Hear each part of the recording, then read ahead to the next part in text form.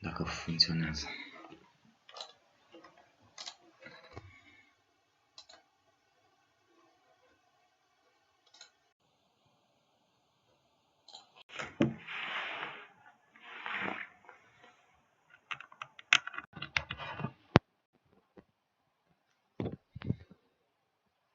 Live now.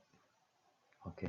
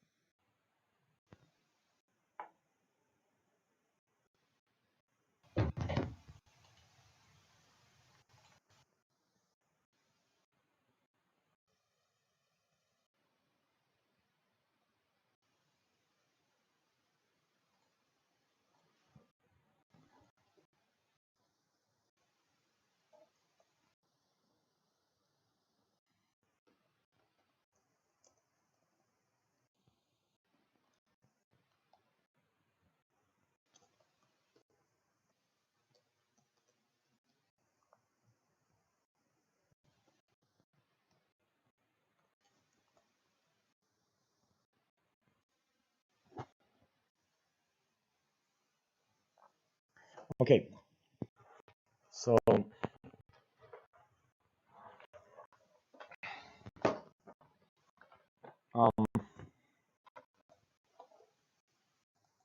hello everybody.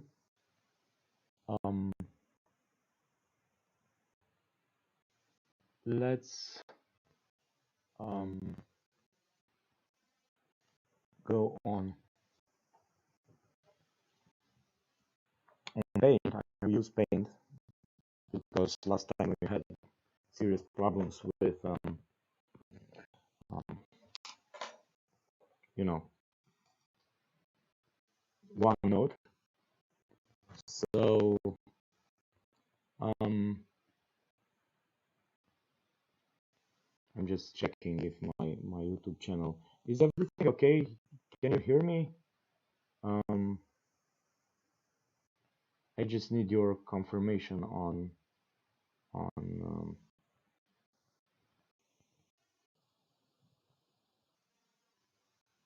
Discord. Okay. Hopefully everything is okay. So last time we discussed some and analyzed some examples, cache examples, mapping, set specific mappings, and we entered the problem of dynamically referencing instructions and all that. So we started in the last example. We started with an empty cache, and then we saw how it's filled by executing programs and all that. So the problem that we are now addressing is what happens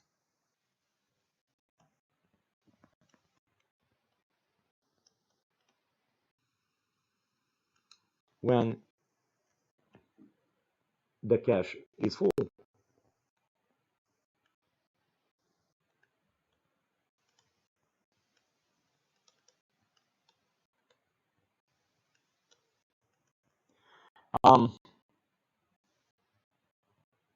And the answer is 3.4, I guess.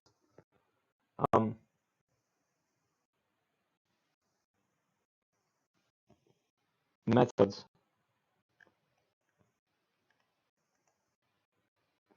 of cache replacement.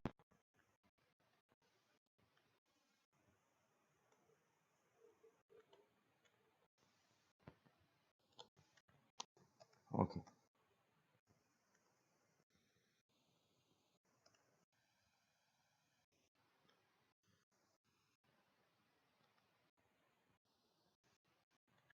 Like this. Okay.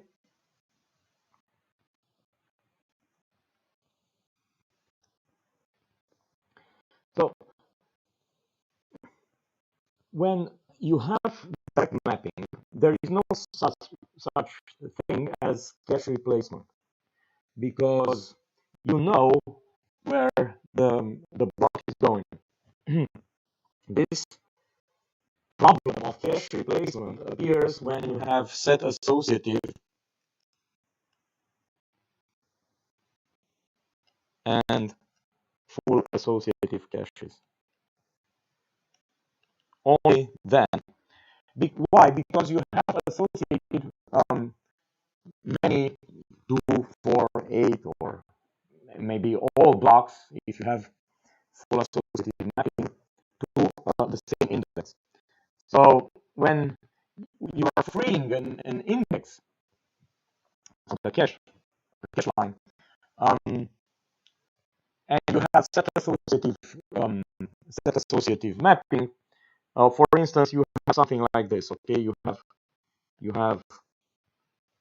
and we had this problem last week when we discussed that example. So you have this index and this index in a two-way set associative cache, right? This is a two-way set associative cache. Okay, and you need to put the bring block in the cache. That block will map to this index. Okay, so the problem is which of the two blocks is going to be replaced out of these two. Now the policy, and that's what we are discussing, this policy of replacement. Now the first policy is the random.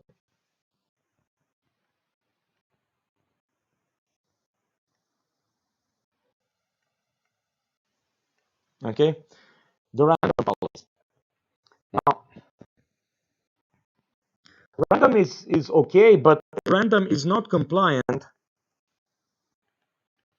with the locality principle.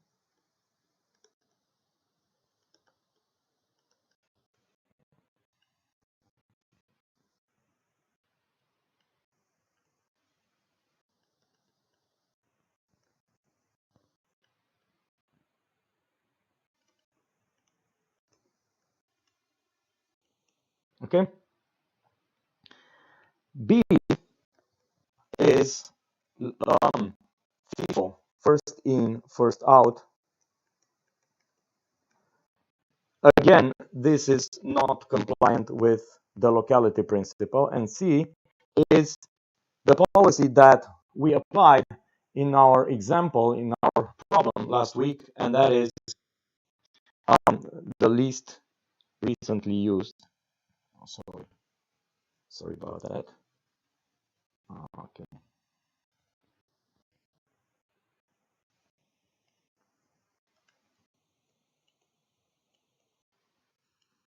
Least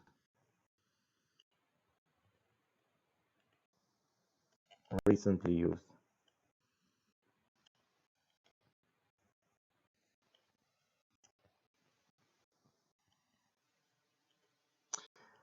Obviously, the least used policy is compliant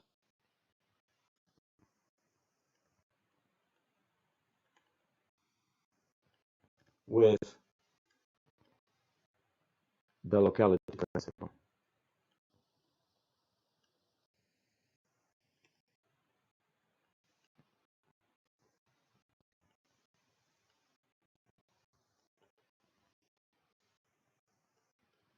Okay, now, in practice, all these policies have to be implemented in hardware.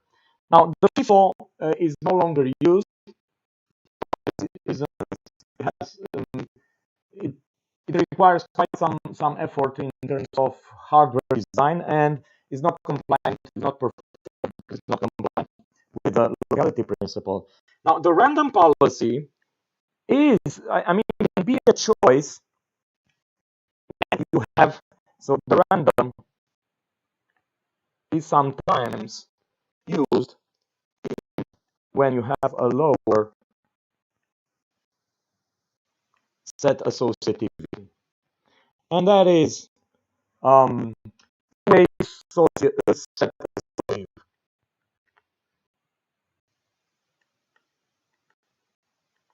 right?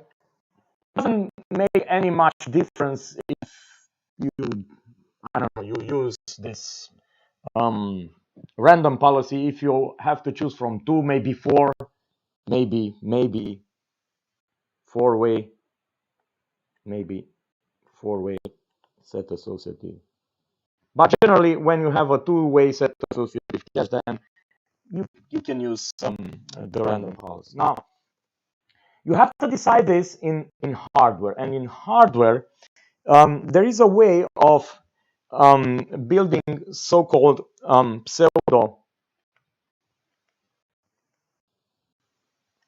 random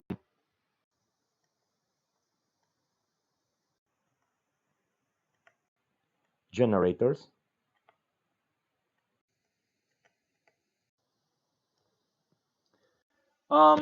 They are in hardware, their implementation comes under the form of the so-called linear feedback shift registers, or LFSR. Okay. Now, these are built on so-called generator polynomials, code-generated polynomials. It has very much to do with code theory, which unfortunately we don't have the time to discuss right now in too much detail. Anyway, it's based on Galois fields. So Galois field polynomials.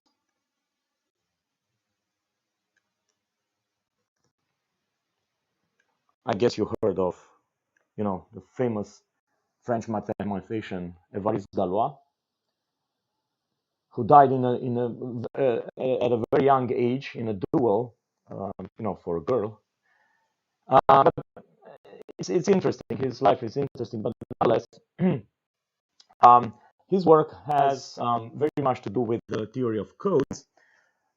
So, for instance, let me take a very simple such polynomial. Gx is x to the power 4 plus x plus 1. This means that this polynomial is also primitive. It cannot be divided by any other polynomial, which has a degree greater than 1. So, but this is a side talk, and anyway. So, what you can do when starting with such a polynomial is that you translate it into a hardware structure. And that hardware structure is a register with 4 D flip-flops. Sorry, this is this is D, input D, C for the clock, and Q. Let me put a bigger picture, because so something like this, okay?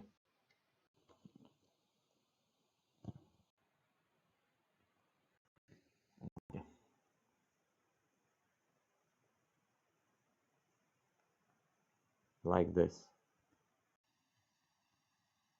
okay? Something like this, okay? And now you have this entry D, C, Q negated. This is S negated, which is the set signal and the reset signal as well. So you have all of these signals here Okay.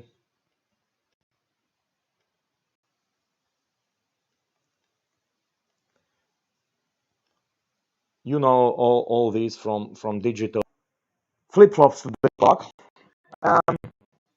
And then you have to realize that, I mean, you know that this part relates to x to the power of 0. For some reason, this is the part where it doesn't work. So this is x to the power 0, x to the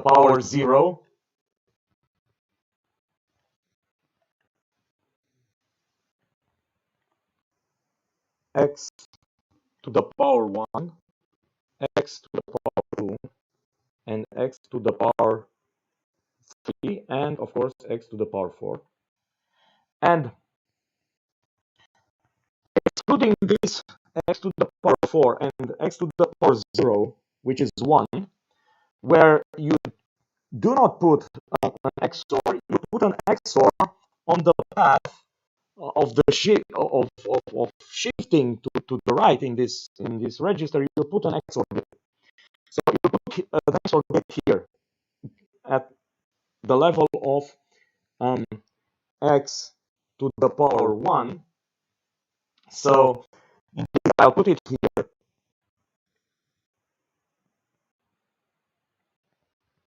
Okay, this is the XOR gate. Hopefully I'll draw it nicely. Okay.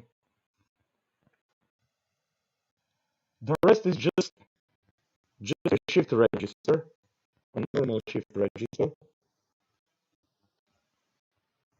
But it is a feedback one. So it's going like this.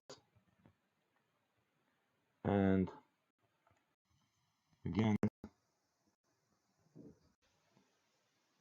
it goes here.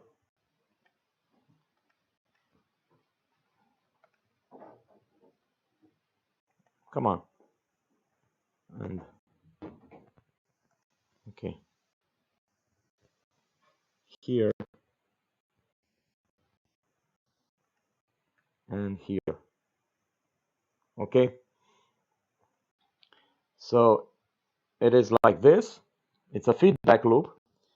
And here you have this signal, and the feedback signal is the other input of the XOR gate. Okay? So this is the clock. And you need a reset, but it's not as simple as that, because you have to start with a 1. This is rank 0. This is rank 1, 2, and 3.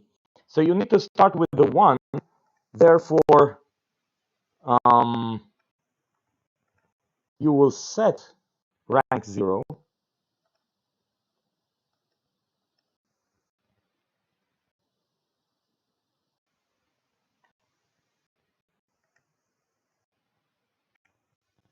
Like this.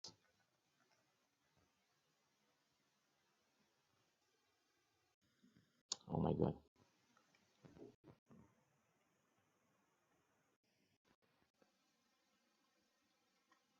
Like this.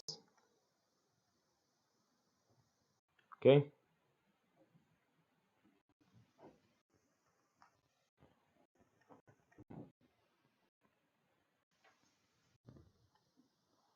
Like this. And like this.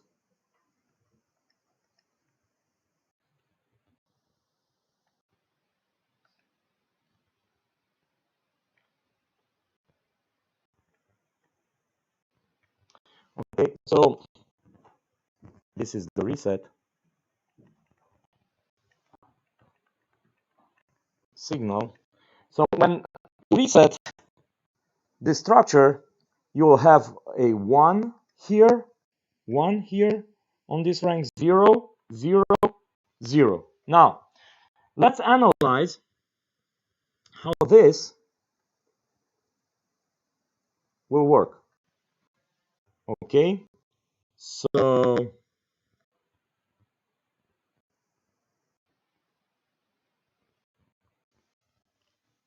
you have something like this.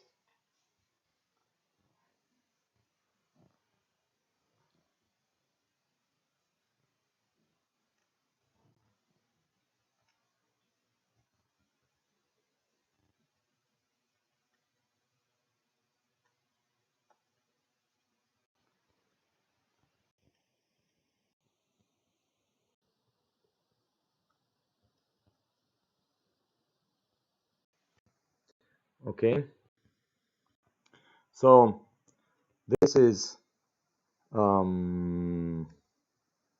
rank 0. Sorry, I'll put it, yeah, I'll put it like this.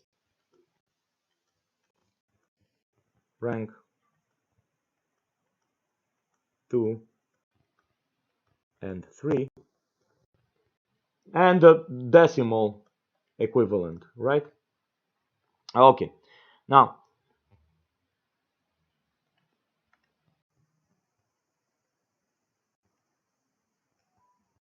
let's see how it works.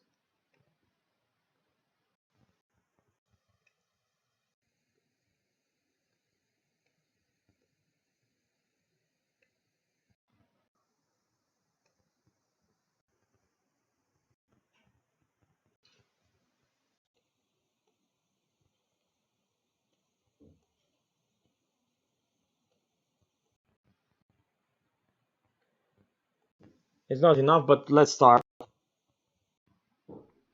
So it's first, it's 1 here, 0, 0 after the reset. So this is the equivalent of 1, because this is the least significant bit, and this is the most significant bit, right? And then if you analyze how this information flows, right? So the first, everything shifts to the right. This comes around, RD3 becomes RD0, so it's 0, it's this guy goes here, 0, this guy goes here, 0. The only thing which is more complicated is RD1, which is an XOR between RD0 and RD3. 1 XOR 0, that's 1. So this is the equivalent of 2. And it goes the same way over at each and every new clock. So it's 0, 0, 1, 0, right? And then is 0, 0, 0, 1. And then is 1, 1, 0, 0. And then is 0, 1, right? 1, 0. And then is 0, 0, 1, 1. And then is 1, 1, 0, 1. And then 1, 0, 1, 0. And then 0, 1, 0, 1. And then 1, 1, 1, and 0. And then 0, 1, 1, and 1. So I have 1, 2, 3, 4, 5, 6, 7, 8, 9, 10, 11, 12. I need 4 more. Oh my god. So yeah, I'm limited here. Okay. Okay, let's do this. So I'm going to select this. Okay. And move it.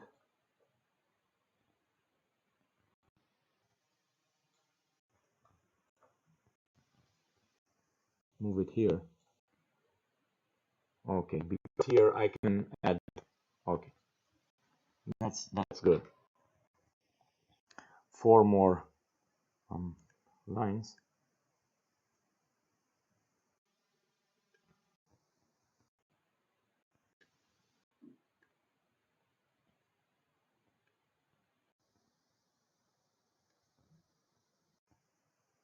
Okay. Okay. Okay.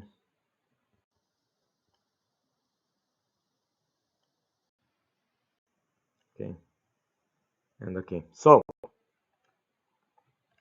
I have 1 and 1 and 1 1 and then 1 0 1 1 and then 1 0 0 1 and then 1 0 0 0. So I'm getting again at this from where I started, namely 1. So let's find the decimal equivalent. So this is 4, this is 8, right? This is 3, this is 6, this is 12, this is 11, right? This is 5, this is 10, this is 7, this is 14, 15, 13, 9, and again 1, right? So what we are talking about here is a periodic function.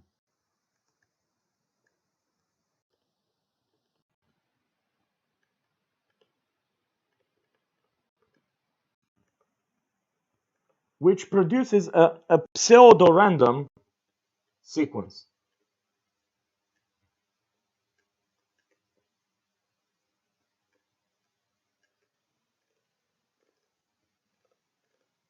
Right? The sequence is long as 2 to the power of the degree of the polynomial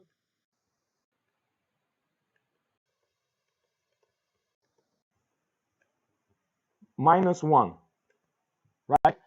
So I have a sequence of 15 numbers, and that is 2 to the power 4, which is the degree of the polynomial, minus 1 length. This is the length. Okay.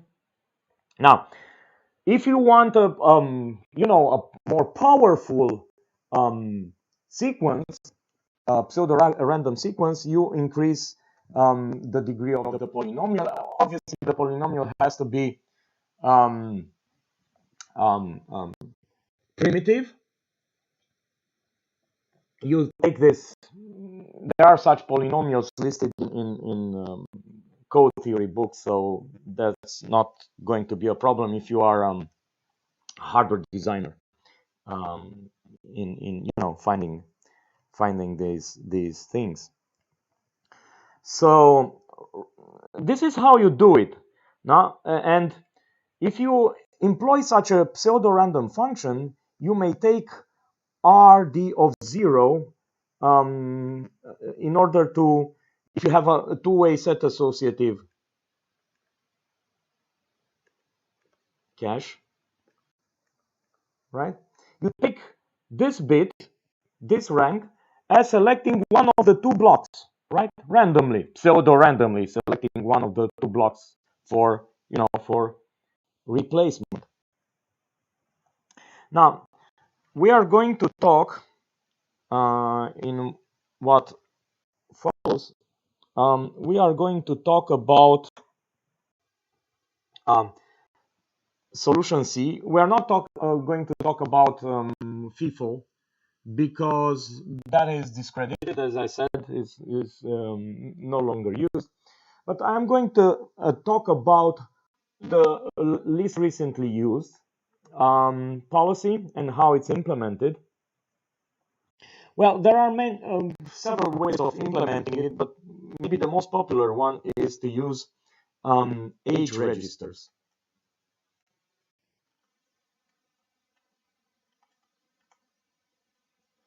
The age register actually represents the age of a block. So each and every block, cache block, besides a valid bit, the tag bit, and the data, of course, also have an age, right? So you're going to sacrifice a number of bits such that you represent the age. Sorry. How many bits? Well, if you have k is your set associativity and is 2 to the power s, then age is represented on s bits. To give you an example, if you have four ways set associative, then it follows that the age will be on 2 bits. Now, the way that these ages evolves and the values in these registers is according to a simple algorithm which is implemented in hardware. I'm not going to give you the implementation because we don't have the time right now, but I'll describe you the algorithm. So to this end, I'll present you an example. In this example, we assume, for example,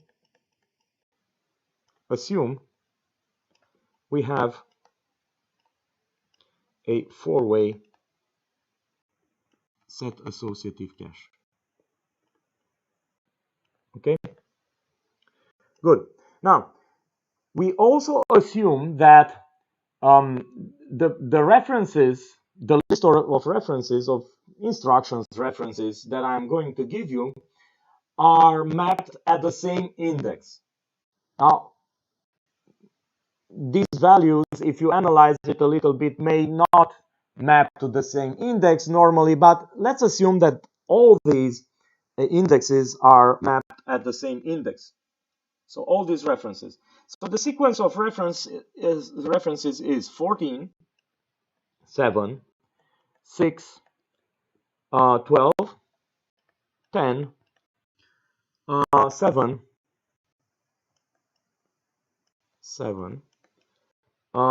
6, 14, okay, 7, and 3. Okay, now imagine that we have something like this.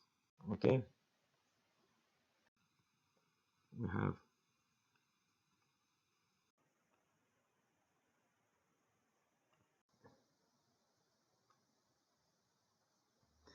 this is the contents of the cache, right? So this is the data part, right? And this is the age.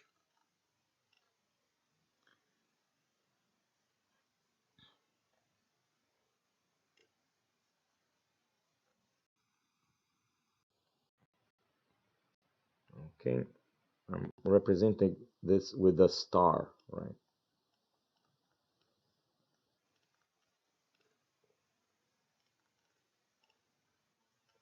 Okay, so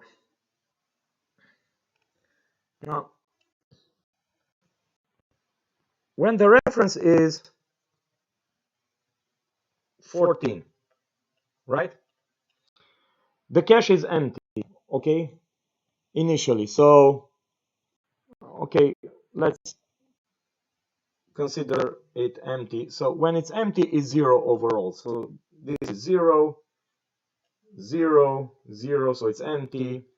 And the age of each block is 0. Because I have 4 blocks in competition. Who is going to be replaced? So when 14 comes, okay, the cache is empty. So you'll have 14 here. You'll put 14 here, reference 14 here, 0, 0, 0. Now, when you access a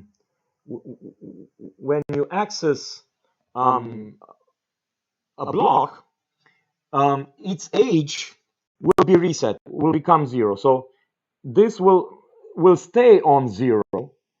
The other blocks, the age of the other blocks is increased if the other blocks are not empty. So in this case, all the other blocks are empty, so their ages are not increased. They remain 0. Now, when 7 comes, right, you have 14, then 7 on the other block, then 0, 0.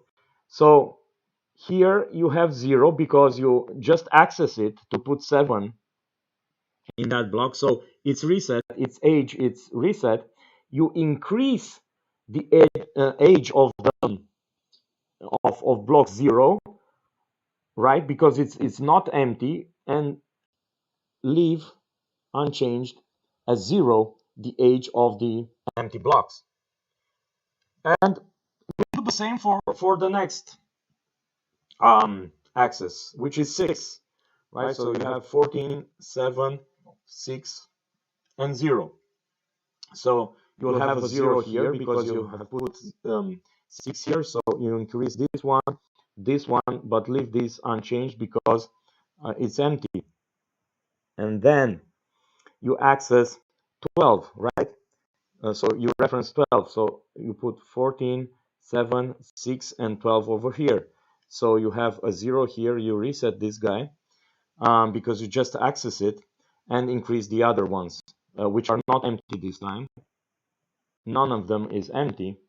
And then you come with 10. So who is going to be replaced? The older one. Who is the older one? 0, right? Block 0 is the older one, so you replace here this block. So you have 10, 7, 6, 12. Now, when you do this, you reset. This is a miss, right? Obviously. So you have miss, miss, miss, miss. This is a miss again.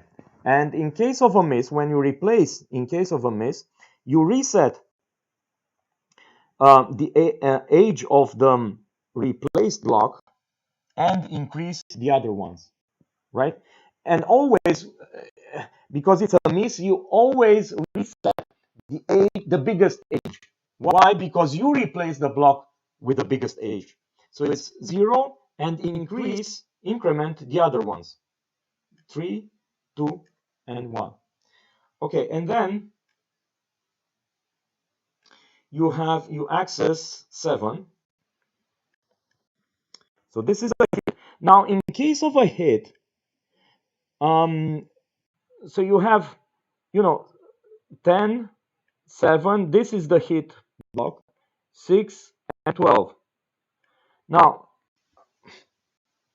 when you do this, you have to reset the age of the hit block. So you reset this. Where is 7? In 1. So you reset this one and increment all the ages that are smaller than the edge of the hit block. But in this case, this age is the biggest one. So you increment all the others. So it's 1 and 3 here and 2 here. And then you have 6 again, which again is a hit.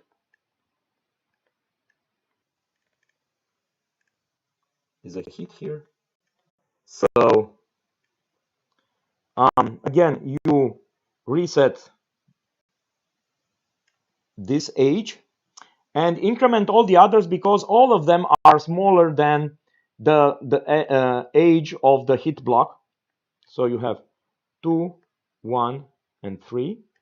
And then you have 14, which is a miss. So who are you going to replace? Well, you're going to replace the oldest one, which is block number 3. You see, the block with the biggest age.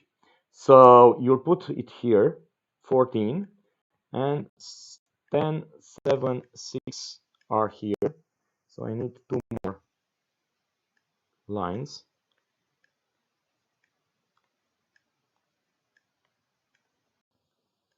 Okay.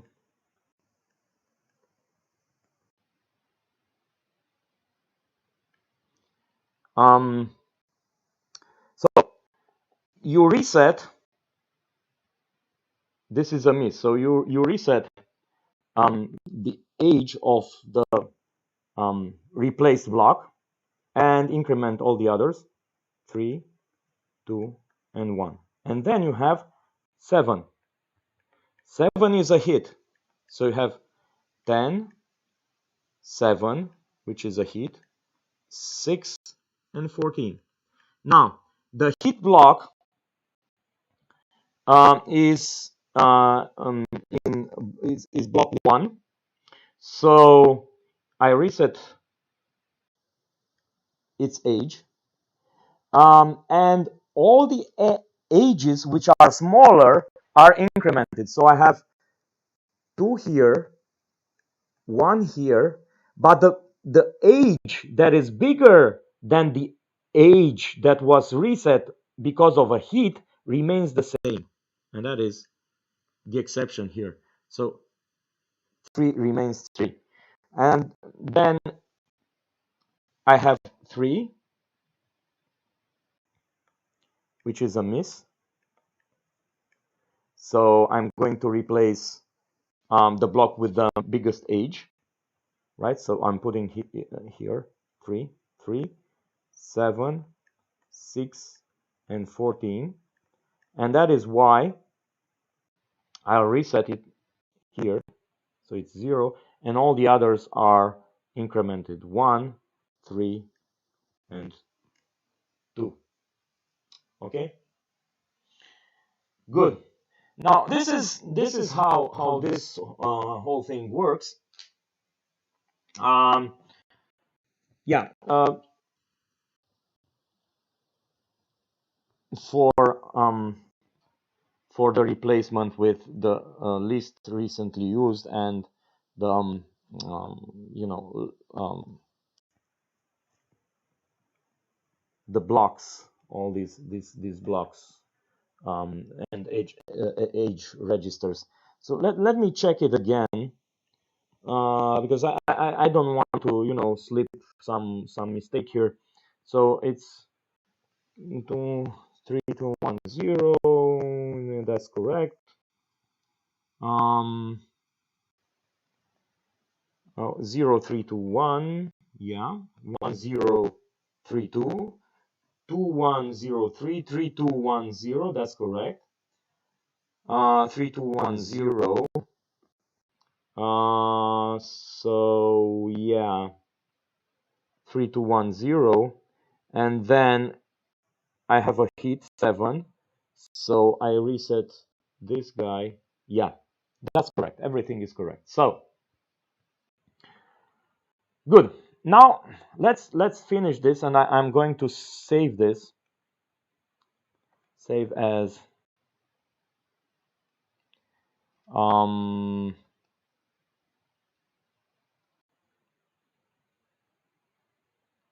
just a second. I will save it.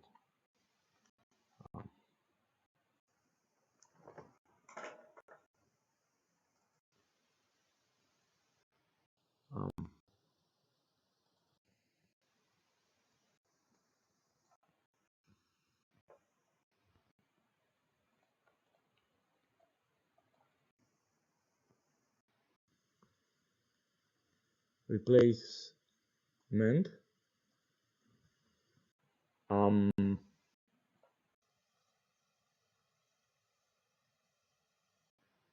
Yeah, now PNG seems the best alternative. Okay, let's start a new one. And the new so we start a new section 3.5.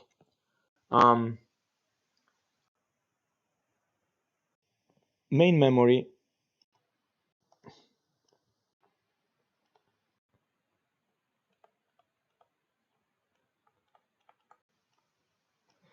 So again,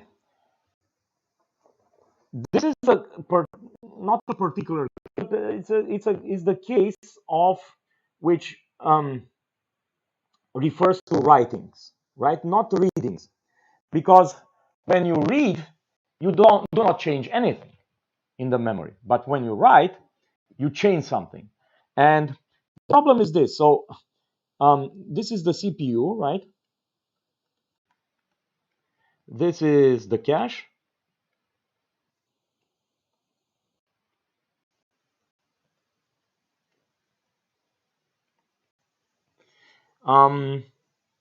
This is the bus.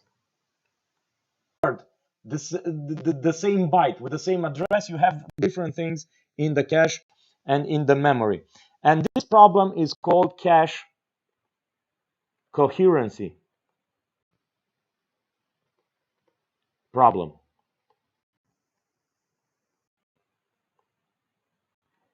At some point, you'll have to assure it. I mean, at some point, you'll have to make sure that you have the same thing in the cache and in the main memory. So that is the problem here. Now, statistically, it was, you know, I mean, over the years, people noticed that uh, readings are dominant in comparison with writings. Um, in the memory. Why is that? Well, first of all, just think about executing programs. When the CPU executes programs, it reads instructions. So when when it executes instructions which may or may not write data, read or write data, you will have to read instructions. So when you deal with instructions, when the CPU actually deals with instructions, it only reads instructions. Okay? When it deals with data, it may read or write it. But anyway, what is computation?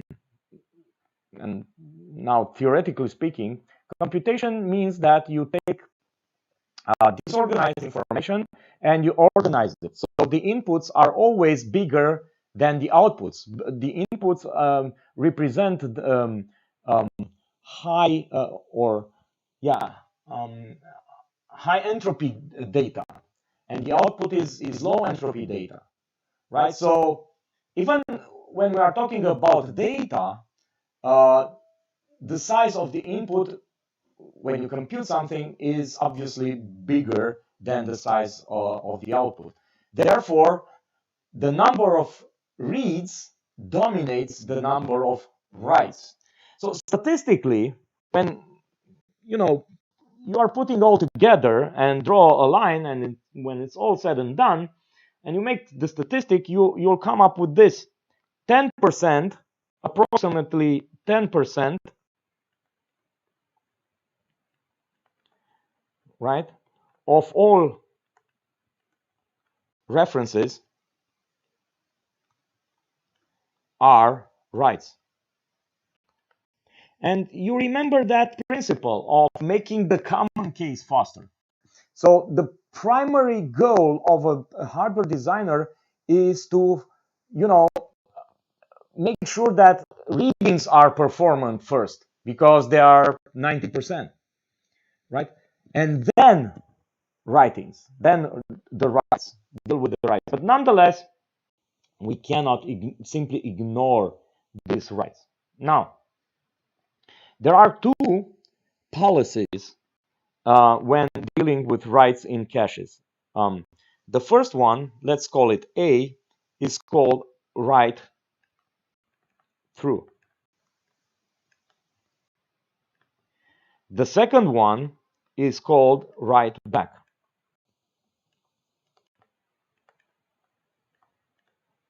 Write through means that if we take this example, right? When the CPU writes something, and I'm going to represent it with this blue arrow, it writes here and here at the same time. So it writes in the cache and in the main memory at the same time. So when the CPU writes data, it will write it in the cache and in the main memory at the same time. Now this obviously assures by default that I will not have a cache coherency problem. But on the other hand, this is not performant at all. Why? Because every time you have a write, instead of dealing with the cache, you deal with the main memory also. And that was the thing that we wanted to avoid in the first place, right? And that is working with the main memory. What I want as a computer system is to work with the cache because the cache is fast. And that is why the write-through doesn't work just like that. I write in the main memory. Instead, I'll write it in a buffer, and that buffer is discharged, and the write in the buffer is very quick. The buffer is a quick memory, and then this buffer will be discharged in the main memory. But then again, if you have a lot of writings and the buffer is small, the buffer will soon get full, and you'll have a performance problem. So, yeah, indeed, there are optimization methods, but then they do not solve just any problems and in any condition. But this is the essence, nonetheless, this is the essence of the write-through policy. Write in the cache and in the memory at the same time. Now, the other policy is write back. Write back means that when I want to write something, as indicated with this red arrow, right, this is write through and this is write back, I will always write in the cache, only in the cache, right? That's why it's called write back. It's in the back. It's not in, doesn't have anything to do with the main memory. So this ensures that all the writes will be very quick because you are writing in the cache, but you'll have a problem with cache coherency. So what do you do in order to update the main memory? Because you'll, as I said, you'll have to update the main memory at some point.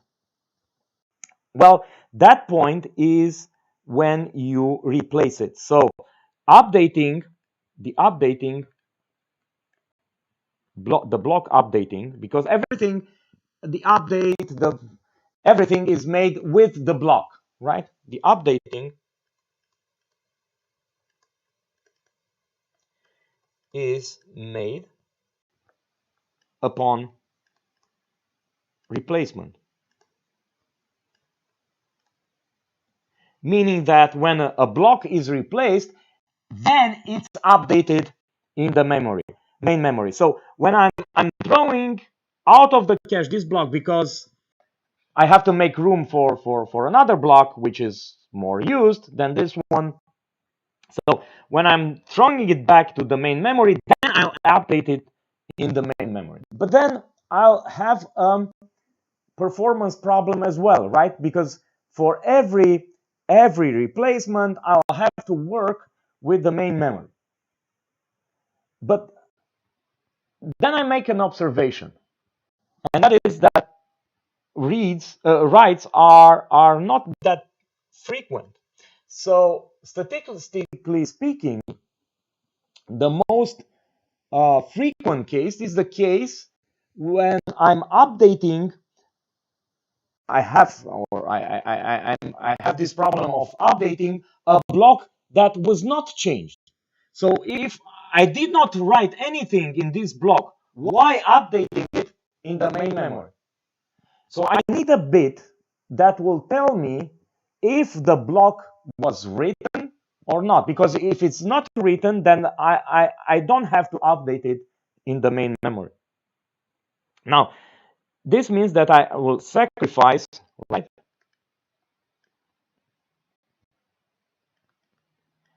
a so-called dirty bit for each block.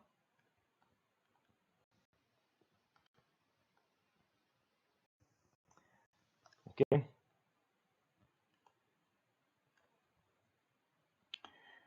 If this dirty bit is 1, it means that the block is dirty, it was written, so upon replacement, it will have to be updated. If the block is not dirty, then if it's replaced, it will not be updated. It's as simple as that. Now, this is, regarding this write policy. But what happens?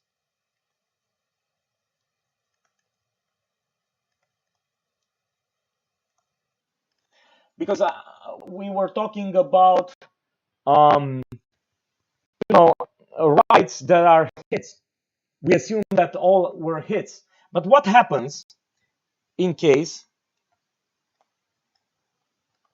of a write miss? Well, let's get back to what we know from read misses. Now, what happens in the case of a read miss? We know what happens. And that is that the missing block is brought in the cache. And this is something that we call read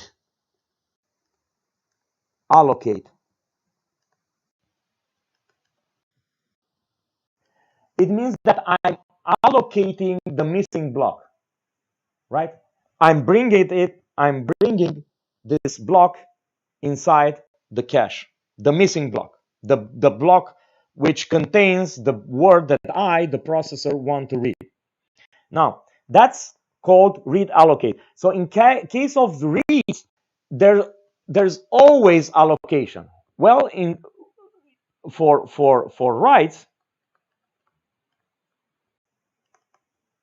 in case of misses, okay, write misses,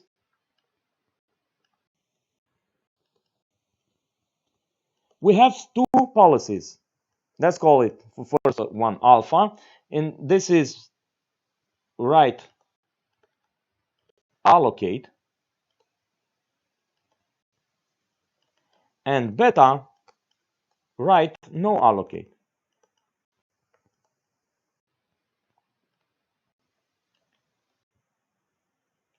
Which means that for write misses, we have two policies, two possible policies. Write allocate, which means that I'm the processor, I want to write something. The block where I'm trying to write is not within the cache, so there's a write miss, so I bring the block within the cache and then I write it. That's write allocate. For write no allocate, well, when I have a write miss, I do not allocate the block that is missing, so I'm writing what I need to write as a processor directly in the main memory. These two sets of policies, A, B, and alpha, beta, respectively, are orthogonal, meaning that they can be, theoretically speaking, they can be combined as you like.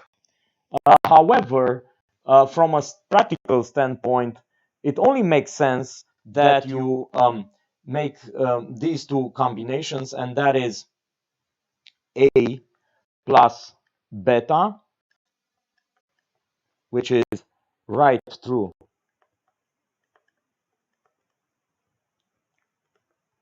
plus write no allocate,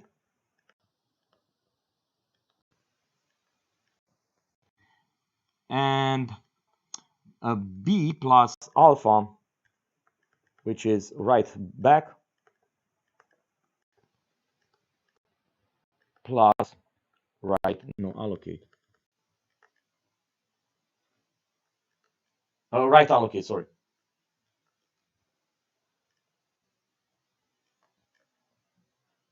And that is, it makes sense because, for instance, for A plus beta, you write first, you write in the main memory. That's the policy. So the first target is the main memory when you write, right? For policy B plus alpha, you always, I mean, your main target is the cache when you write. So that makes sense. Okay. So yeah, um, that's about it, right? When talking about these things. Now go let's go to the next our next thing today, and that is 3.4, I guess, or 5. I don't know. I lost track of all these, and let's not you know, lose too much time with this. So this section is called memory hierarchy performance.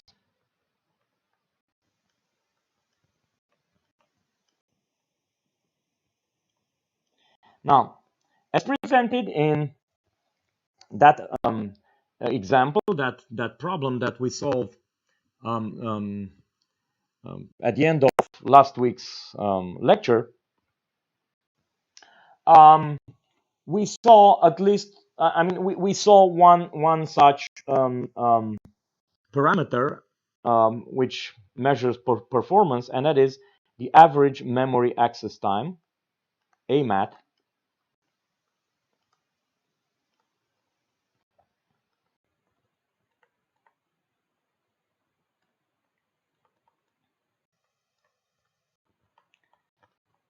Okay. AMAT is, let's use this space here. So it's equal with the time of access. Usually that's 1 clock cycle, right? Times the hit rate, right? When you hit the cache, then in 1 clock cycle you read it. That's the time of access. Now to this you'll add the time of access necessary to read the tag, only to find out the tag from the cache, only to find out that the information is missing from the cache. So the block where you are trying to write or from which you are trying to read is not there. So to this time of access, to see if, you know, if it's there or not, you add the so-called miss penalty.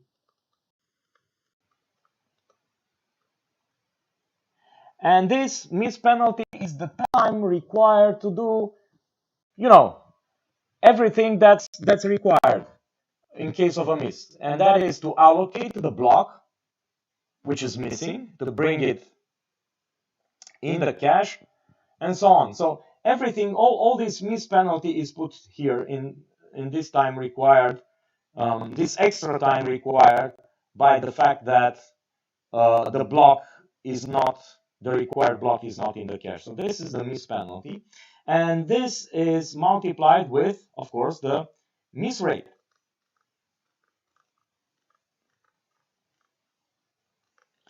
Now this is equal with, if you open up this parenthesis, this is the time of access hit rate plus miss rate, right, plus miss penalty times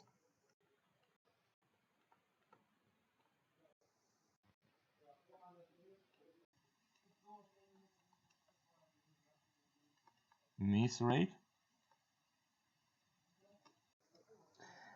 This is 1, obviously hit rate plus miss rate is 1. So this is the time of access plus miss penalty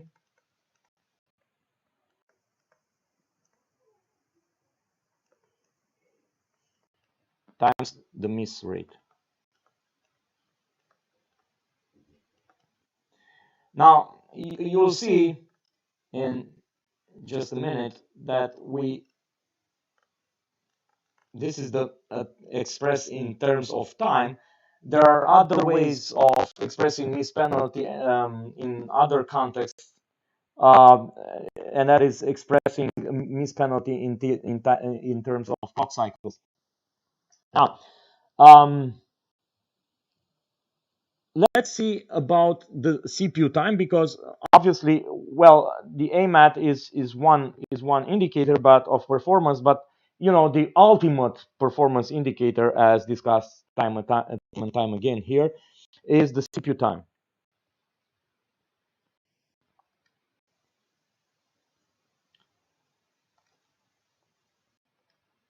Right, so the CPU time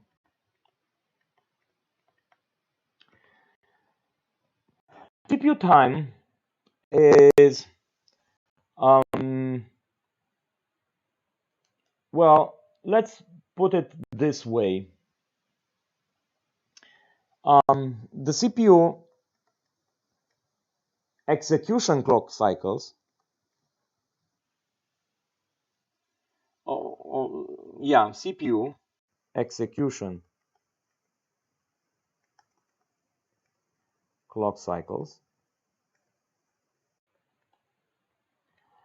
plus memory install clock cycles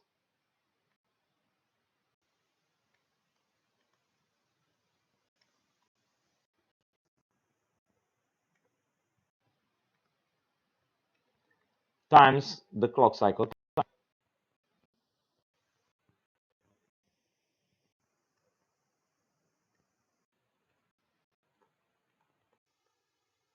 Now, the CPU execution clock cycles is something that we know, the execution clock cycles that we know from the performance part, section 2 or chapter 2 in our lectures. What's extra is these, memory install clock cycles, this parameter, which means that the number of clock cycles when you run a program that are extra due to the fact that the cache is not perfect. And because the cache is not perfect, you have these miss penalties, and you have to add all of that to the assessment, to the performance assessment. Now, let's analyze this a little bit. So, the memory stall clock cycles. Oh my God.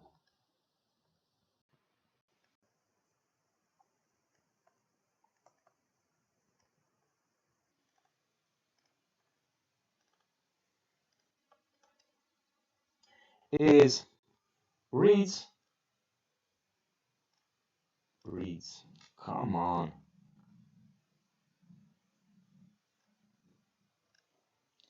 Reads per program times read miss rate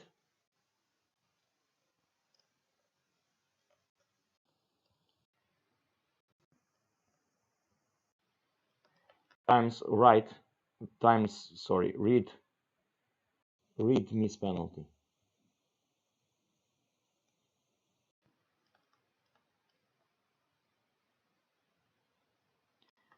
Plus, the same things only for writes. So writes per program times write miss penalty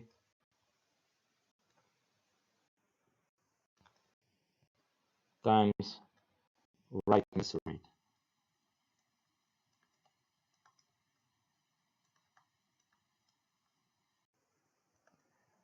Okay. Okay. Now, if we are to take into consideration, well, for simplicity, if you do not discriminate between reads and writes, right, you have these memory stall clock cycles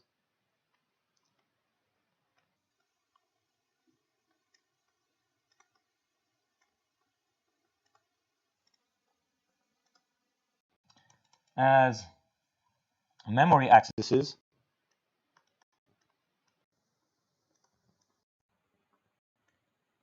per program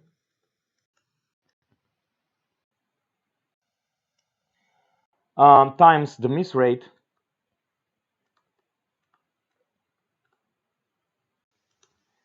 times the miss penalty.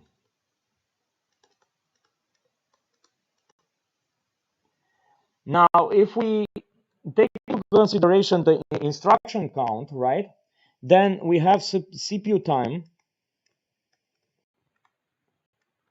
equal with IC times CPI execution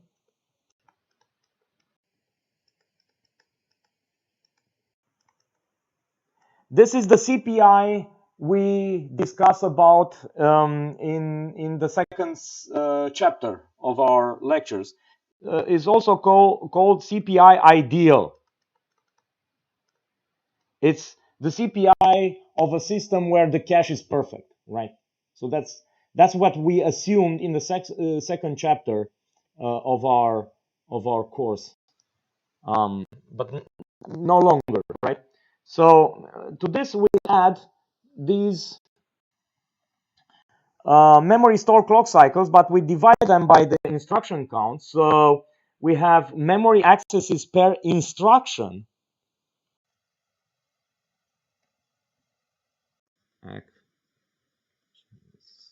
Accesses per instruction times the miss rate times the miss penalty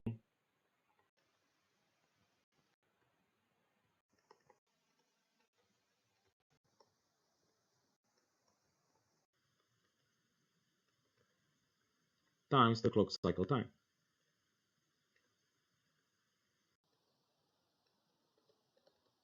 Now, note that here we are talking about the miss penalty as opposed to the miss penalty for the AMAT. Here we are talking about clock cycles, not time miss penalty, but a miss penalty expressed as clock cycles.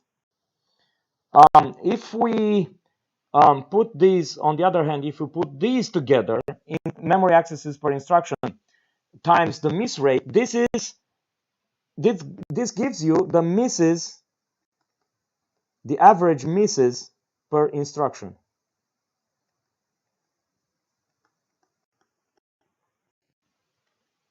Right? Because only when you have memory accesses you can have a miss. So if you multiply the memory accesses per instruction with the miss rate, you'll get the misses, the average number of misses per instruction. Now, as usually, I'll take an example. So first I'm going to save this.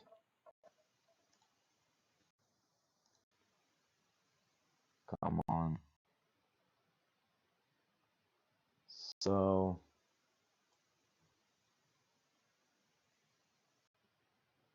not replacement. Let's call it performance cache.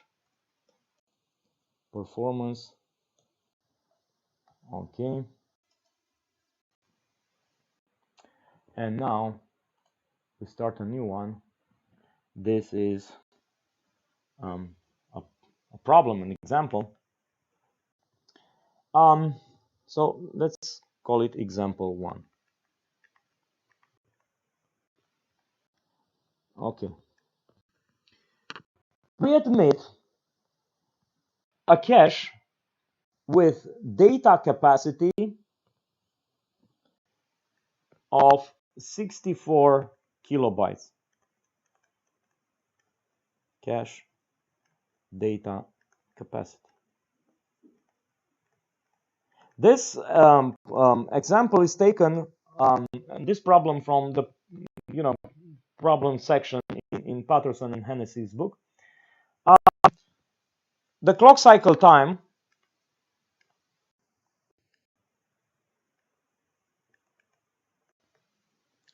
is 20 nanoseconds.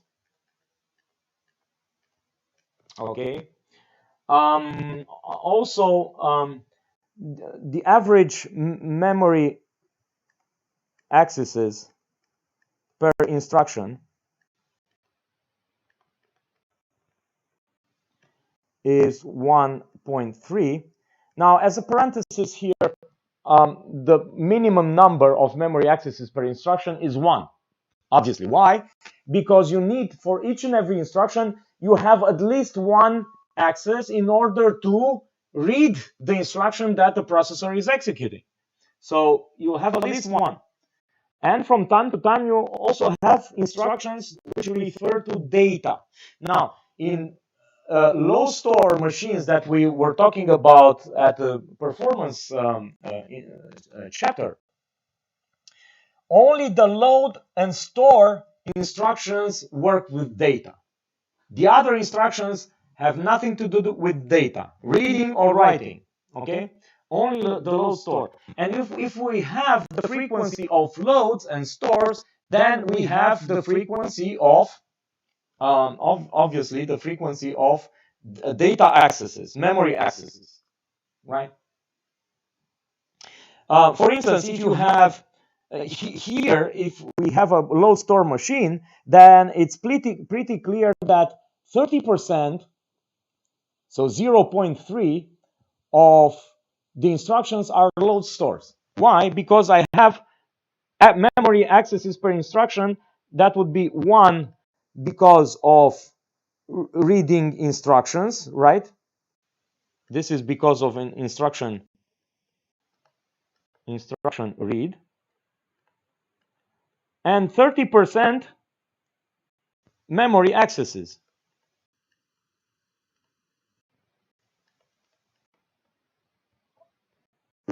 Load store.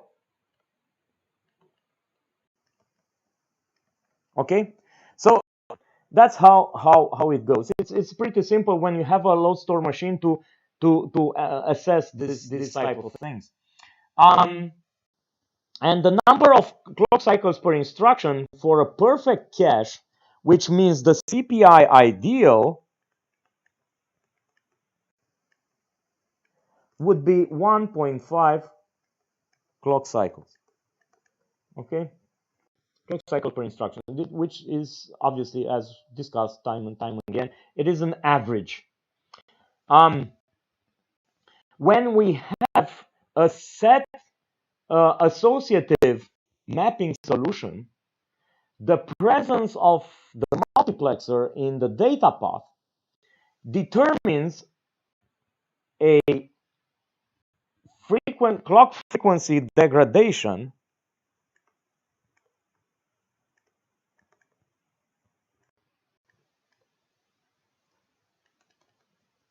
at set associative, right, with 8.5%. Okay? Under these conditions, we want to analyze a comparison between the described cache, initial cache, which is direct mapped, and the two-way set associative cache.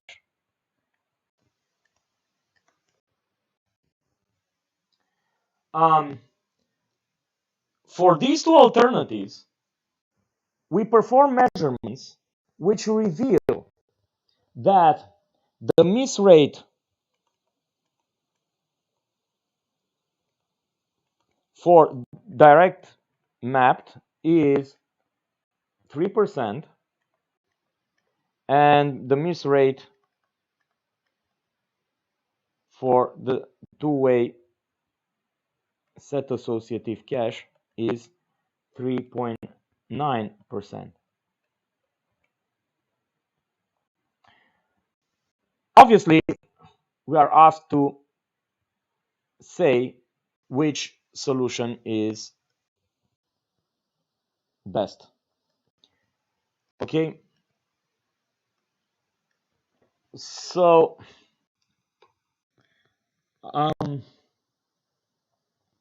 let's analyze it. I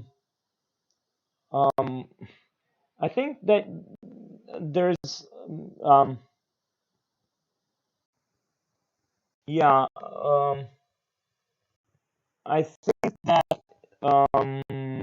something is missing here. Yeah, so miss penalty, right? The thing that is missing, miss penalty. The miss penalty is given as time, 200 nanoseconds. Is given as a time figure, 200 nanoseconds.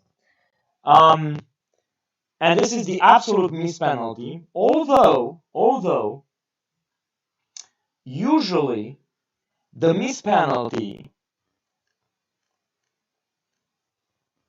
is characterized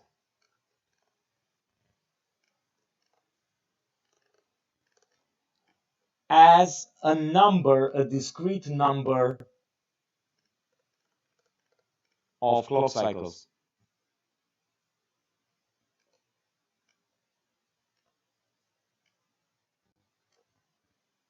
Right? As the number of clock cycles. So it's a, like 10 or 11 or 12 clock cycles. But here, in this problem, we are prompted to use it as an absolute value, time value, not as clock cycles.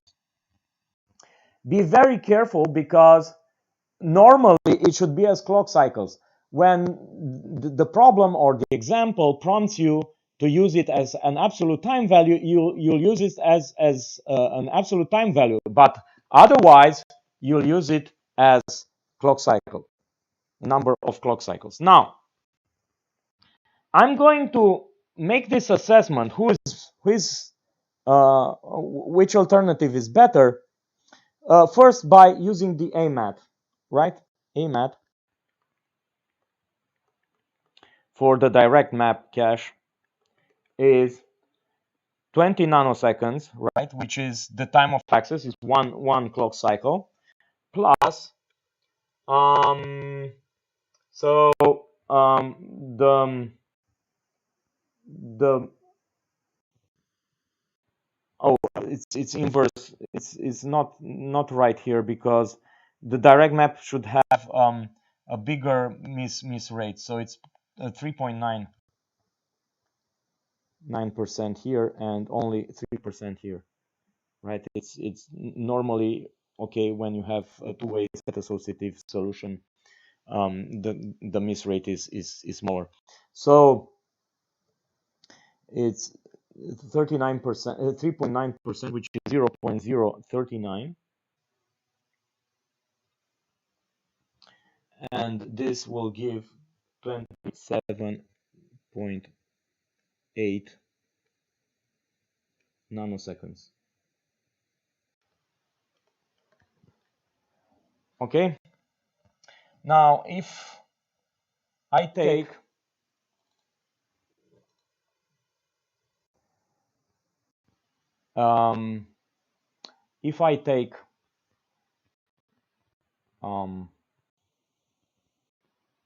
good.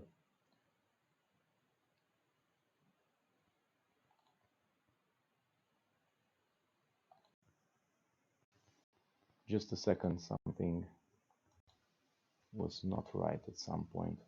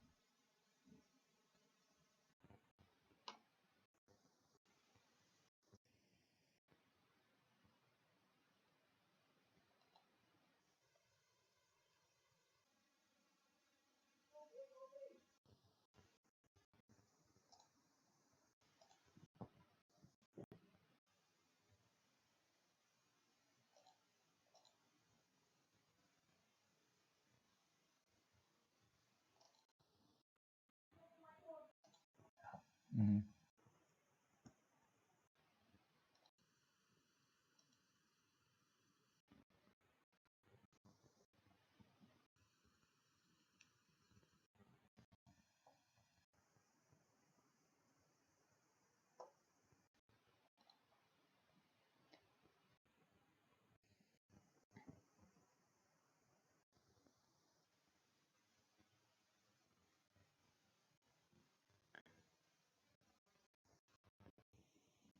Okay, so at some point it stopped, the streaming stopped, so I'm getting back at it.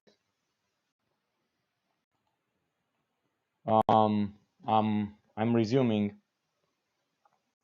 So, as I said, the miss penalty usually is given as a number of clock cycles.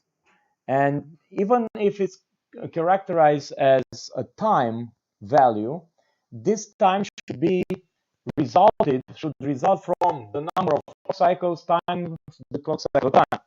Now, if you are prompted, on the other hand, in your problem to use an absolute value, then you will use absolute value. And that's what we are doing here. So the AMAT for direct mapping is the 1 clock cycle time. That's the time of access, 20 nanoseconds, plus 0.39, that's the miss rate, 3.9%, times the absolute time, miss penalty, which is 200 nanoseconds. And that will give a 27.8 nanosecond result. So the AMAT for the two-way set associative is, well,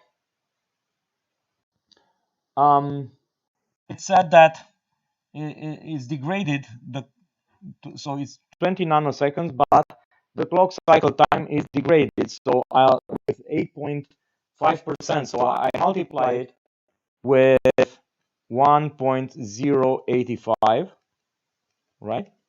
So I'm adding 0.25 to the 20 nanoseconds. And this is plus, of course, the miss rate, which is 3%, which is 0.03 times 200 nanoseconds. And this gives us 27.7 nanoseconds, which suggests that machine, I mean, which is better? Two-way set associative is better, right? That's the suggestion. Now, let's see what the CPU times tells us. Well, CPU time is the IC. Okay, let's you know compute it for direct mapping, DM. So for DM, so direct mapping, right? So I have IC instruction count times CPI execution. That's 1.5, right? The CPI ideal times the 20 nanoseconds, which represent the clock cycle time, plus 1.3, that's the memory accesses per second, times miss penalty, which is times the miss rate, which is 0.039, times the miss penalty as absolute time, which is 200 nanoseconds. So this will give, because I computed this at the Romanian section, so it's 40.14 nanoseconds times the IC. Okay, and when you put it for the CPU time, for two-way set associative, it is IC times, now you have 1.5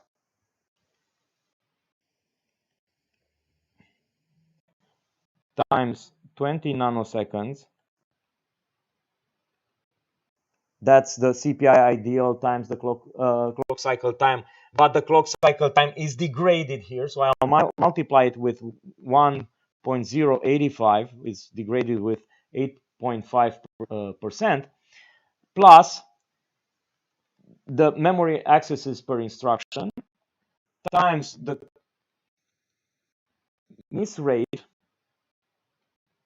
times 200 nanoseconds, which is the absolute miss penalty. And this gives us 40.35 nanoseconds. Again, I computed this for the remaining section, so let's not waste too much time with this, times the IC. And now you know, compare these, and when comparing these, you actually find out that the direct mapped is better. So you see,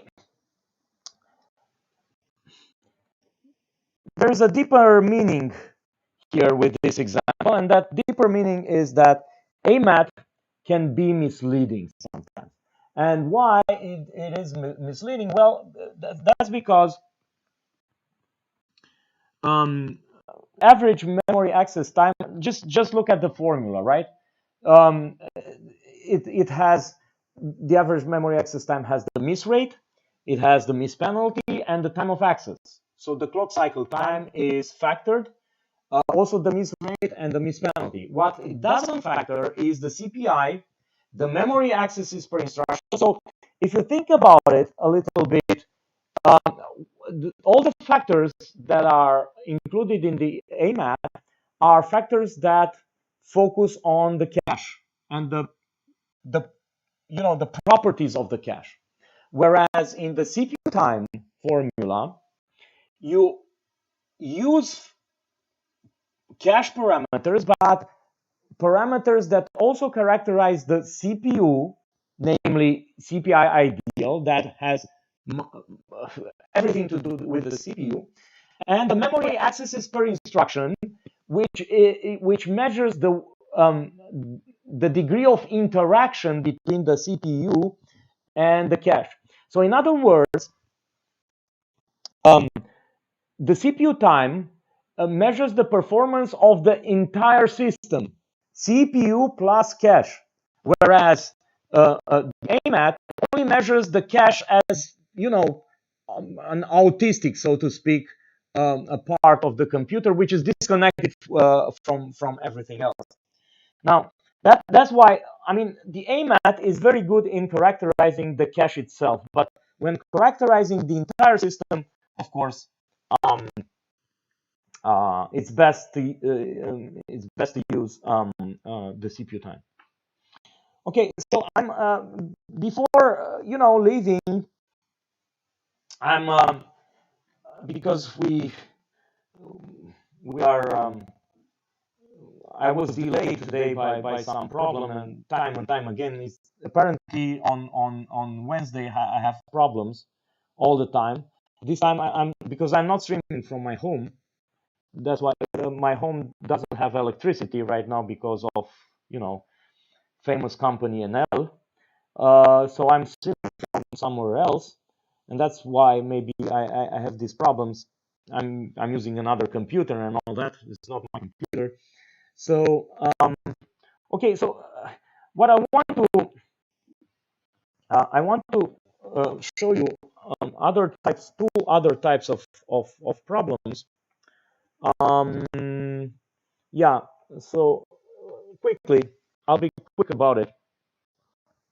So example 2.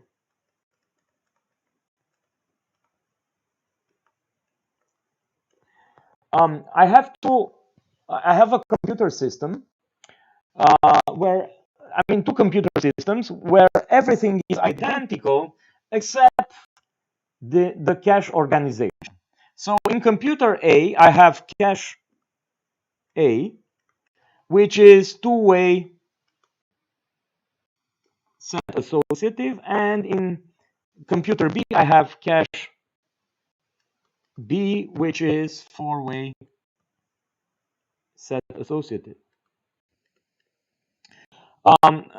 So we perform measurements on these two computers, and to find out that the instruction miss rate for computer A is 2%, the data miss rate is 1.7%.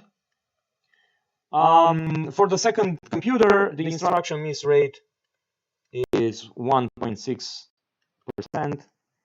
Data miss rate is 1.4%. The miss penalty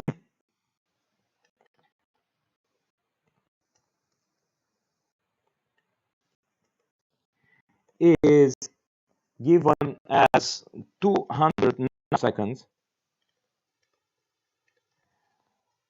But this time, it should not be taken as an absolute value. Not as an absolute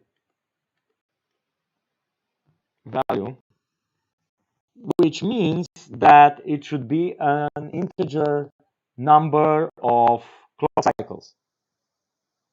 Now, the clock cycle time, on the other hand,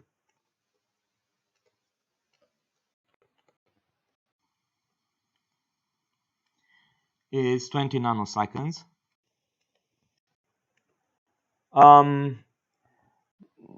The machines, both of them are load store.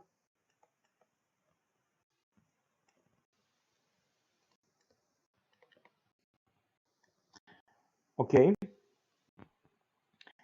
20% of all instructions are load store instructions.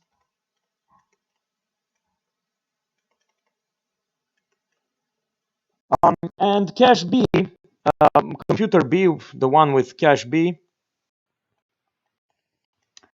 has a clock cycle time degraded with 10% because of a bigger multiplexer on the data path. So the clock cycle time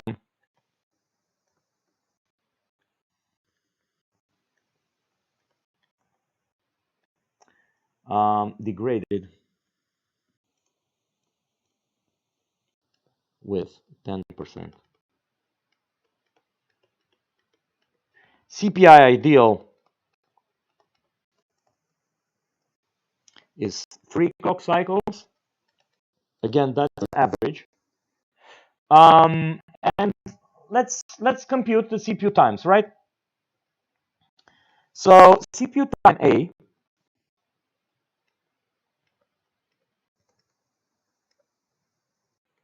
is IC times CPI ideal, right? Times CPI memory stalls, namely the number of clock cycles per instruction generated by memory stalls because of the imperfect cache.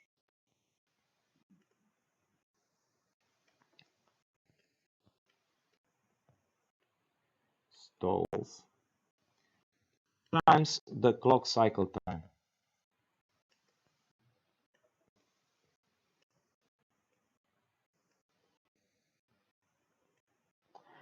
Damn it.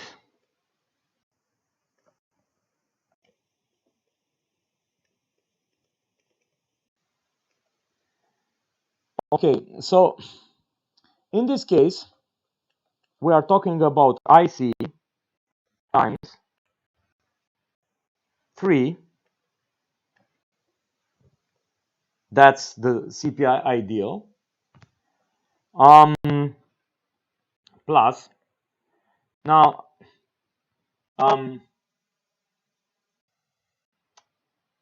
this is the instruction miss rate, right? Let's put it like this, not give values right now. So the instruction miss rate, right? Plus in 20% of the case of these instructions, we add the data miss rate, because in 20% of the cases I have data accesses, so it's data miss rate.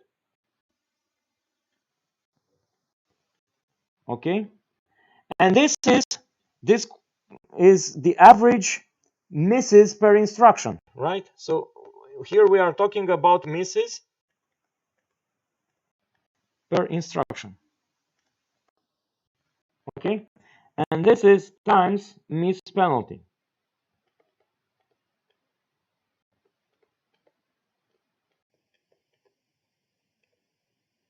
Miss penalty A, and this is, and then we have clock cycle time,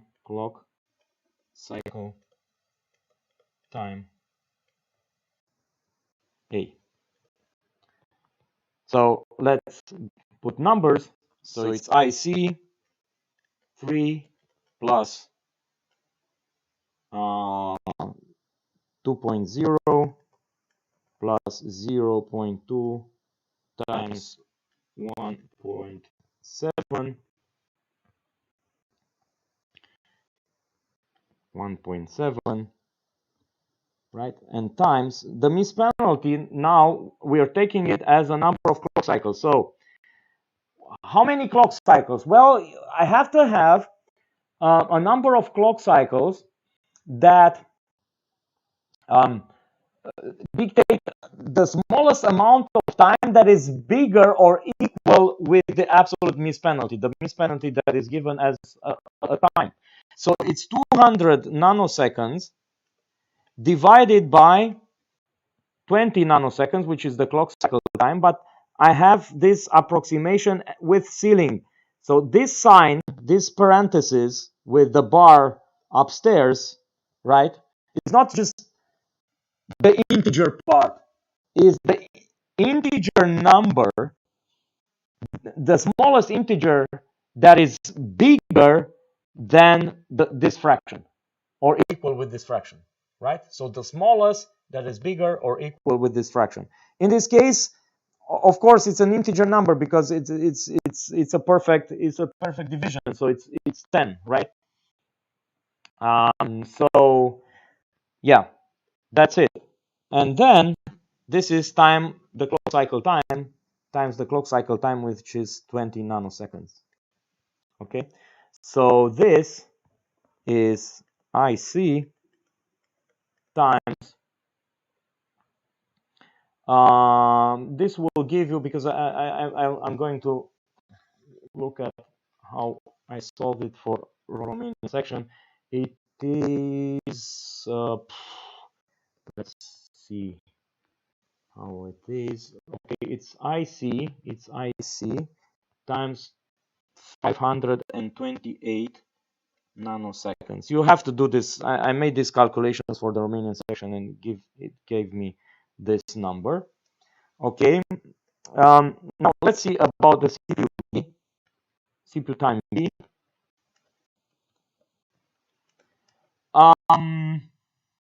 It is IC, right, times 3 plus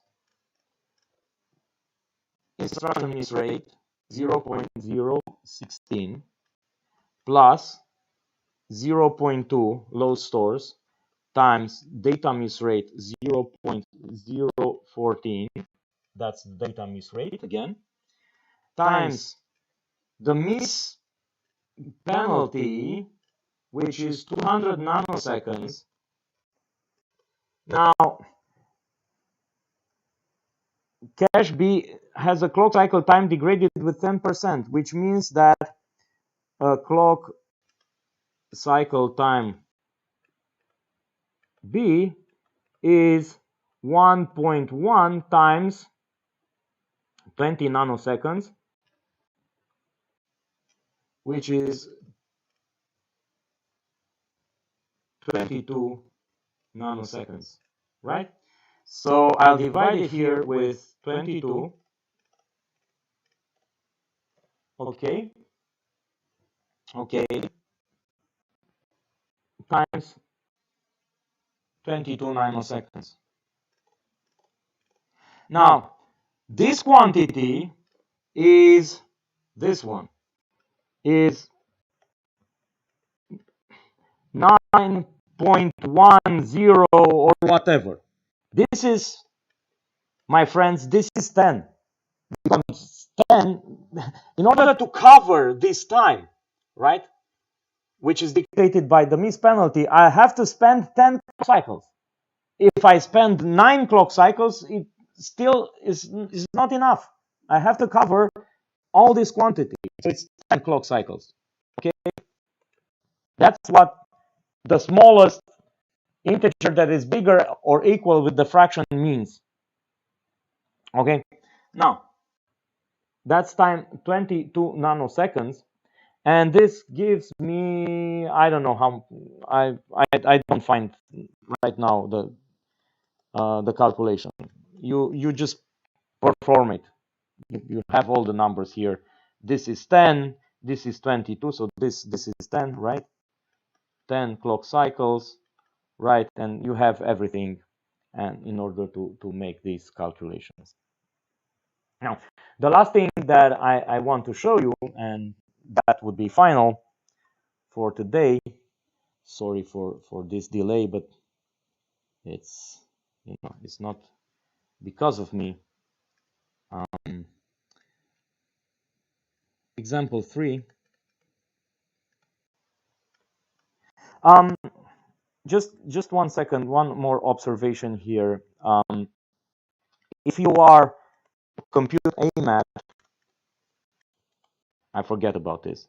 AMAT for A, who is AMAT for A? It's 20 nanoseconds, right? The time of access, plus, now you have the miss penalty, which is 10 clock cycles times the clock cycle time, 20 nanoseconds, and that is miss penalty. You have times the miss rate. Now, who is the miss rate? Because, you know, the miss rate, you don't have the miss rate given here. Now, how do you compute the miss rate? And that's the problem. Now, what you compute here, for instance, this is the misses per instruction. You see? Here you have the misses per instruction. So you have 2.0, right? 2.0. That's the instruction miss rate. It's 2%. So it's 2.0%, and this is 2.0. Sorry.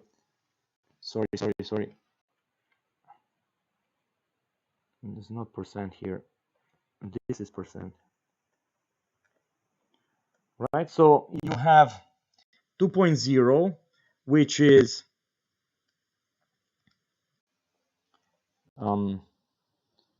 just a second. It's 0.02. That's 2%, right? Plus 0.2. This is the frequency of memory accesses per instruction, times data miss rate, which is 1.7%, right? So that's 0.017, and that is the misses per instruction.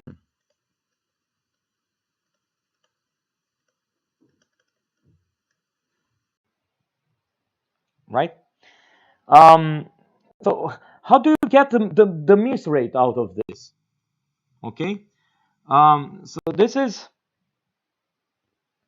again misses per instruction. We have a formula here, right? I don't know. We don't do it on another drawing, but I'm not going to waste time on that. So misses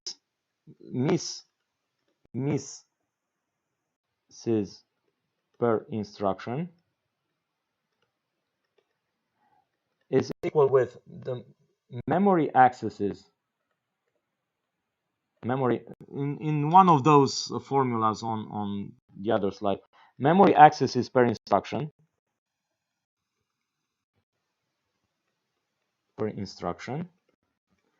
times the miss rate. So I need to find the miss rate. I have the misses per instruction, right? So the miss rate in my case is the misses per instruction, which is 0.02 plus 0.2 times 0.017 divided by the memory accesses per instruction. Well, how many memory accesses per instruction? That's 1.2, obviously, as I presented to you in one of the previous examples, right? So why? Because for each instruction, you will read the memory once in order to get the code of the instruction. That's one, right? That's because of the instruction. And then in 20% of the cases, you also reference data. So how many um, um, memory accesses per instruction do you have here? That's 1.2. If you want to have to obtain the miss rate, then you divide the misses per instruction by the memory accesses per instruction, and then you have the miss rate. And then with the miss rate, you go over here, right? You go over here and compute the average memory access time. I will not crunch the numbers here because you know how to do it. So I'll then get to my example 3, and then I'll finish for good. So here we are talking about multi-level caches.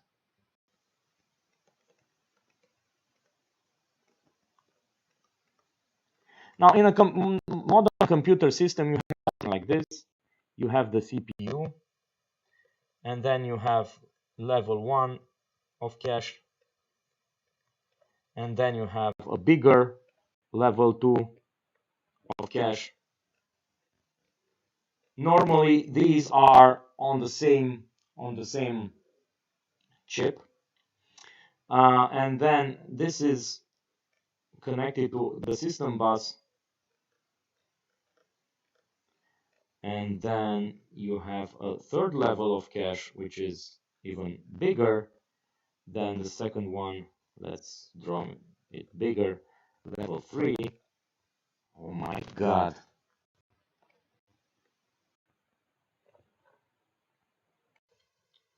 Level 3. And then you have the main memory here, which is even bigger. Now,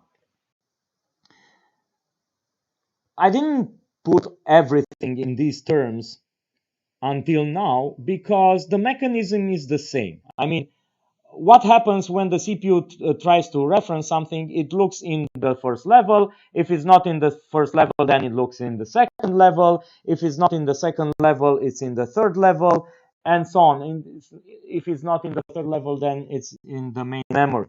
And the mechanism of connection between the first and the second level of caches is the same as the mechanism of connection between the cache and the main memory, as if we are assuming that there's just one level of cache. So it's the same thing, right?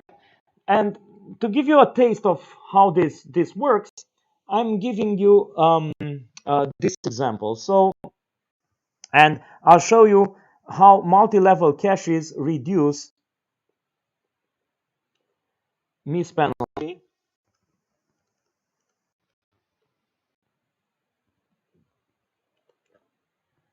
Okay. So I'm assuming in a computer system that I have a one-level cache.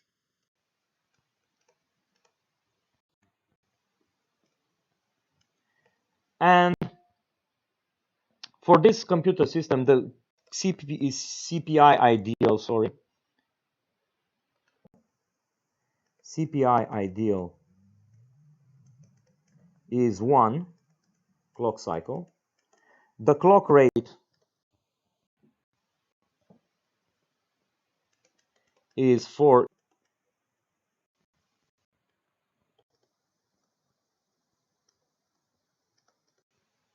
Okay, good. How much faster will the processor be if we add a secondary cache? So we add in secondary cache,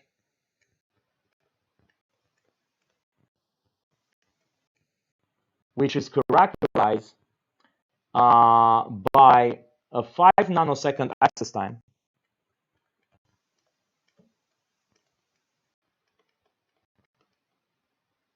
Right?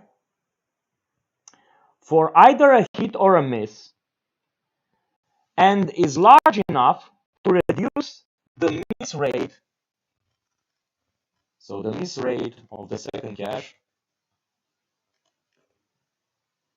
is 0.5%. Now, let's compute the miss penalty. So the miss penalty for the main memory.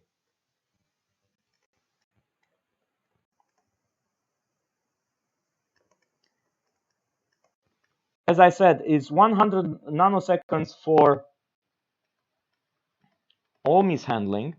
But let's see about the clock rate. So we only have the clock rate. So the clock cycle time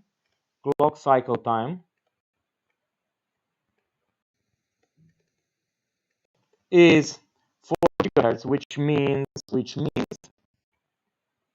that the clock cycle is 1 divided by 4 gigahertz. That's 10 to the power of 9 hertz. So this means oh damn it, 9.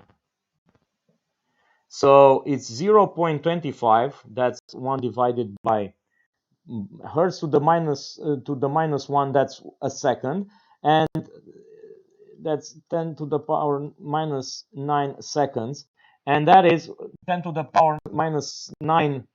That's 1 nano. So it's 0.25 nanoseconds. Okay, that's the clock cycle time. Good. So we go over here and divide this by, damn you, 25 nanoseconds, and that is 400 clock cycles.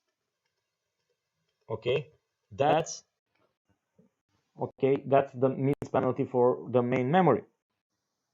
Now, the total CPI, the CPI total. Now, let's put it this way. Oh my God. CPU time for one level, right? With one level, right? That's one level. That's IC times CPI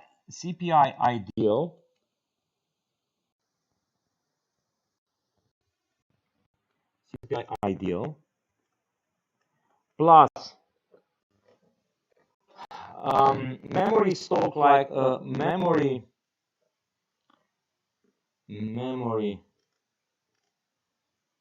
stalls, clock cycles, of course, per instruction. Iarăși sunt deconectat.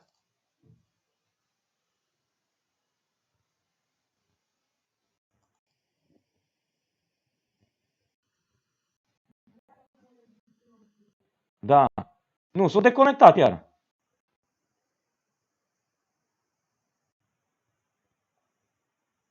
Hai de capul.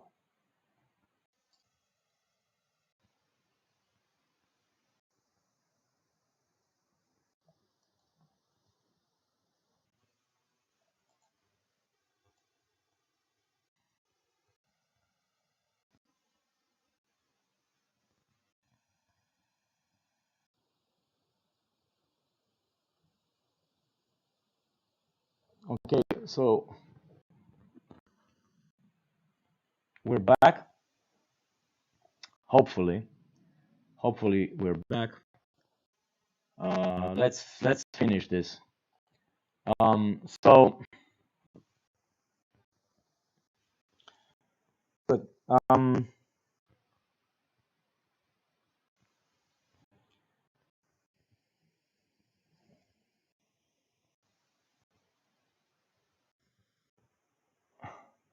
so as I said, the CPU time for the system with one level cache is the IC times the CPI ideal plus the memory stalls per instruction times the clock cycle time. Now, if for the second system, the system with the two-level cache, IC doesn't change, clock cycle time doesn't change, the CPI ideal doesn't change. The only thing that changes is the memory stalls per instruction.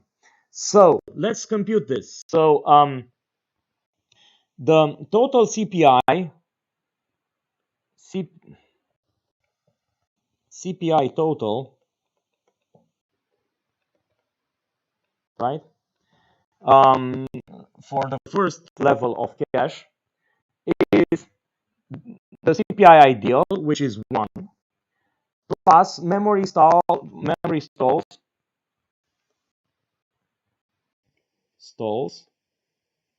per instruction, which is 1 plus 2%, which is the misses, right? The rate of misses. So it's miss rate is 2% times 400 clock cycles. So that's 1 plus 0.02 times 400.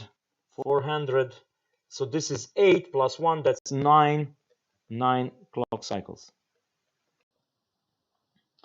Okay, now for the second level, CPI total, when we have two levels of cache, that's 1, the CPI ideal, plus obviously the memory stalls per instruction, but that goes without saying, so I'm not going to write it again, plus, so I have 2%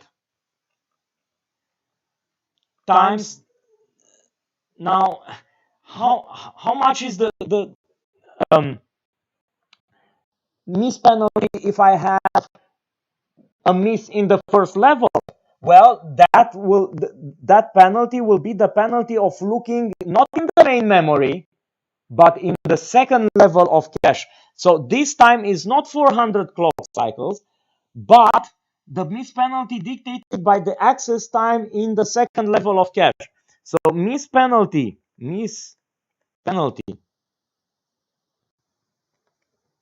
to the second level is 5 nanoseconds divided by 0.25 nanoseconds, right? Because 5 nanoseconds is the access time in the second level of cache, which is 20, obviously 20 clock cycles. So it's 2% times not 400 but 20 clock cycles, 20 clock cycles. And if there is a miss in the second cache as well, second level of cache as well, which has the probability of 0.5% times 400, that is 400, and that's the penalty of looking in the main memory, which is obviously 1 plus 0.4 plus 2.0, which is 3.4 clock cycles. So if the performance of the system with two levels of cache, right? Let's see how it's relative to the performance with one level.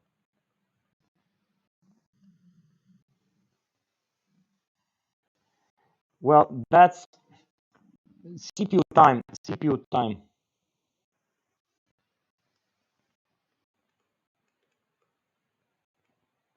Um, 1 divided by CPU time 2 with two levels. And this is because IC is the same, clock cycle time is the same. That's 9 divided by 3.4 clock cycles. And this should give something like 2.6 whatever, approximately. Right? I don't know. I don't want to compute it right now. So it's 2.6, approximately 2.6 times better than as a in terms of performance, the system with two levels of cache in comparison with the system of just one level of cache. So that was it for today. Thank you very much for bearing with me. We encountered several technical difficulties, but I hope that this is not yeah, you know, a big hurdle for you. It was for me at some point. It's hard because it's very frustrating. Nonetheless, I'll save all these board captures and all that, and I'll put them on Discord. And let's go on Discord for, if you are still with me, for questions and answers, and we'll discuss. We'll move questions over there. Okay. Thank you again, and Discord.